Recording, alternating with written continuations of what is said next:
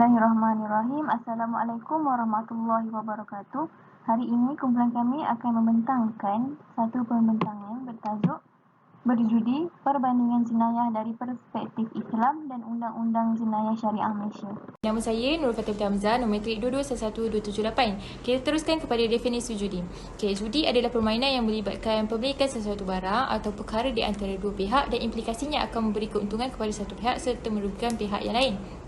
Dapat difahami bahawa judi merupakan permainan yang melibatkan pertaruhan dan akan menghasilkan kemenangan kepada sebelah pihak serta pihak yang menang akan mendapat keuntungan manakala pihak yang kalah akan mengalami kerugian. Seterusnya, dalil, hadis dan pandangan ulama. Surah Al-Baqarah ayat 209. Walaupun arak dan judi, keburukan yang ada pada arak dan judi lebih banyak berbanding manfaat yang ada. Contoh, arak yang diminum dirasakan lazat dan nikmat, tetapi keburukannya adalah orang yang mabuk akan membahayakan orang lain. Dan orang yang berjudi pula akan rasa seronok dan menjadi kaya jika menang, tetapi ia akan merugikan jika kalah dan akan menyebabkan seseorang tu sanggup berbohong, mencuri dan menzalimi orang lain. Di samping itu, berdasarkan hadis Nabi, dapat difahami bahawa judi adalah haram dan dikenali sebagai al-maisir yang hukumnya disebut di dalam Al-Quran selari dengan hukum arak.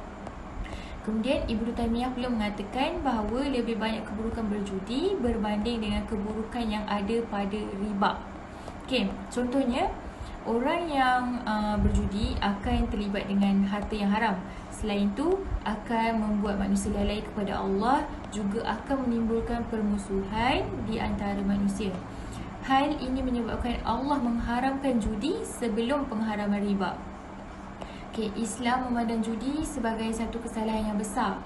Hal ini dapat dilihat daripada dalil Al-Quran mengenai Allah menyebut dan mengharamkan judi bersama dengan perbuatan minum arak dan syirik, iaitu memuja berhala. Nama saya Nur Syukrina binti Nordin, nombor metrik 2211300.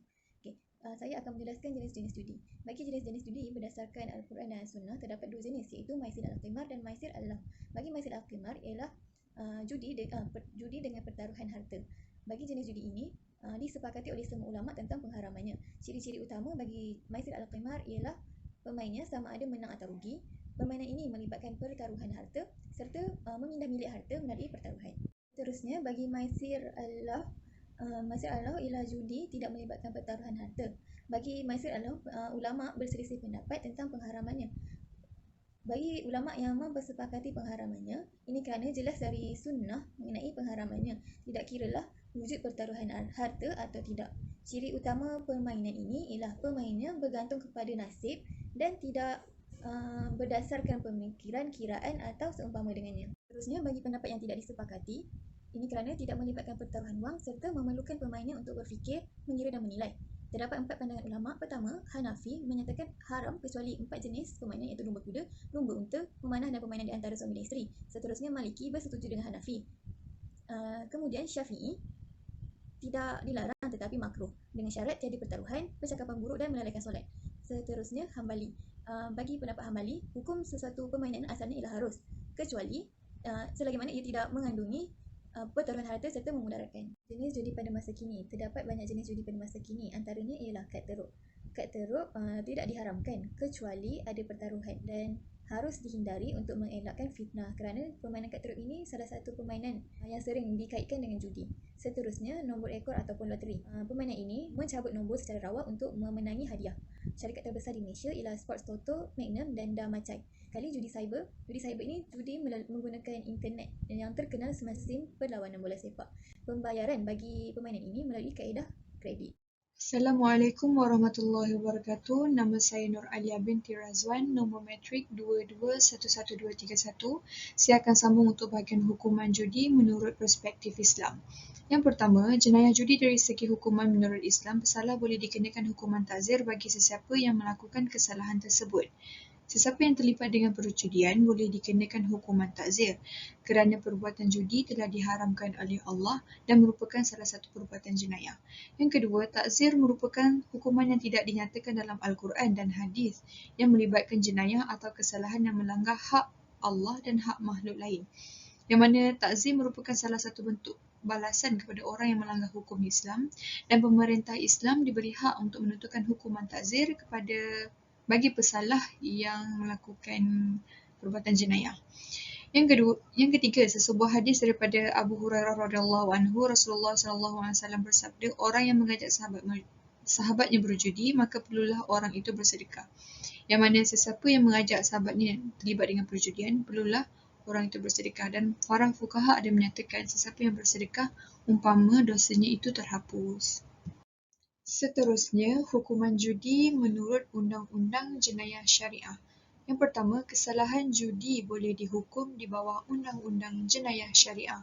Undang-Undang Jenayah Syariah merupakan badan hukum yang melibatkan jenayah syariah dan memberi hukuman kepada pesalah yang melakukan perbuatan jenayah. Yang kedua, di bawah Enactment Jenayah Syariah Selangor 1995 Seksyen 17-1, mana-mana orang yang berjudi atau didapati berada di rumah judi adalah melakukan suatu kesalahan dan apabila disabitkan boleh didenda maksimum RM3,000 atau dipenjara maksimum selama 2 tahun atau kedua-duanya. Bermakna sesiapa yang terlibat bermain judi ataupun ia berada di rumah judi, premis judi, boleh dianggap melakukan perbuatan jenayah dan boleh dihukum denda maksimum RM3,000, penjara maksimum 2 tahun ataupun kedua-duanya. Tetapi jika orang tersebut dia tak tahu yang dia berada di rumah judi dan dia boleh membuktikan benda tu kepada mahkamah, ia tidak dikenakan hukuman. Assalamualaikum warahmatullahi wabarakatuh. Nama saya Siti Sarah binti Ishak, nombor matrik 2211232. Jadi saya teruskan dengan perbandingan jenayah judi daripada perspektif Islam dan juga undang-undang jenayah. Jadi perbandingan pertama yang boleh dilihat adalah dalam bentuk-bentuk perjudian. Daripada perspektif Islam, menurut Imam Malik, judi terbahagi kepada dua, iaitu maisi al-qimar dan juga maisi Allah. Manakala dalam perspektif undang-undang jenayah, kita boleh lihat pada zaman sekarang berlaku banyak bentuk perjudian, iaitu perjudian cyber, laman web, judi SMS, machine slot, loteri dan sebagainya. Seksyen 4B dalam Akta Rumah Perjudian Terbuka 1953 telah memperuntukkan bahawa sesiapa yang bermain machine slot akan dikenakan denda sebanyak RM10,000 dan juga penjara selama 5 tahun, maksimum 5 tahun. Perbandingan seterusnya dapat dilihat dalam pencegahan judi. Menurut perspektif Islam, Allah SWT telah mencegah judi dalam surah Al-Ma'idah ayat 90 dan juga 91. Walau bagaimanapun, pencegahan judi dalam undang-undang jenayah dapat dilihat dalam Enactment Jenayah Syariah Selangor 1995 yang mana telah memperuntukkan sesiapa yang bermain judi ataupun berada dalam tempat judi akan dikenakan denda sebanyak RM3,000 ataupun penjara tidak melebihi 2 tahun ataupun kedua-duanya sekali. Seterusnya adalah cadangan penyelesaian. Yang pertama dicadangkan penambahan tempoh pemenjaraan dan juga hukuman denda di dalam Enactment Jenayah Syariah Selangor 1995. Yang seterusnya adalah dicadangkan pihak SPP ataupun pihak-pihak yang terlibat untuk memantau pihak berkuasa yang menerima rasuah. Dan yang ketiga, tempat-tempat berlesen, judi berlesen haruslah mengkhususkan pembelian judi ataupun permainan judi hanya kepada orang bukan Islam. Dan seterusnya, tempat-tempat judi berlesen haruslah diketahui oleh orang ramai, terutamanya orang Islam, agar timbul perasaan jijik dan kotor dan seterusnya malu untuk menjejakkan diri mereka di tempat-tempat berikut. Jadi yang tu saja daripada saya. Terima kasih.